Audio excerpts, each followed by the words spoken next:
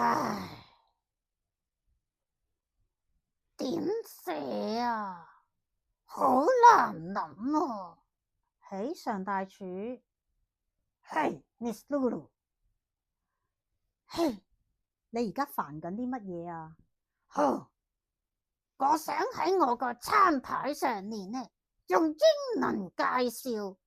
我有蝦餐湯啦，有芝士做配菜，跟住有魚做主菜。咁究竟呢啲食物使唔使加 S 嘅呢？哦，呢啲食物呢 soup、cheese 同埋 fish，咁佢係屬於 uncountable noun，不可數名詞。哦，即係唔使加 S 啦。你想喺個餐牌度講啲乜嘢呢？哦，我想講有唔同種類嘅菜式咯。哦，如果咧你想將 uncountable noun 不可數名詞成為複數嘅話，代表佢哋有唔同種類嘅款式咯。唉，我明啦。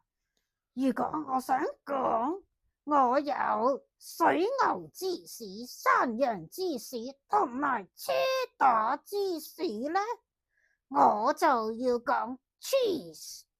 係啊。哦，如果我有羅宋湯、忌廉湯、紅羅達湯，我就要講 soups。soups 係啊。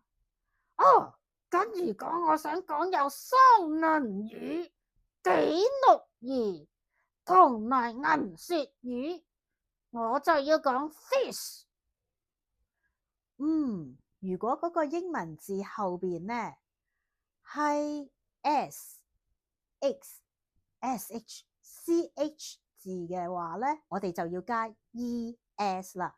所以 fish 呢 FISH 就係 fishes。唉，大廚都要學英文啊！哇，上大廚，你係巴巴閉國鼎鼎大名嘅大廚嚟噶喎，失敬失敬，梗係要學正確嘅英文啦。嘿，上大廚，你幾時請我去你間餐廳度試菜啊？係歡迎歡迎，你哋都一齊嚟打打帝國啦！多謝晒，太太。拜拜。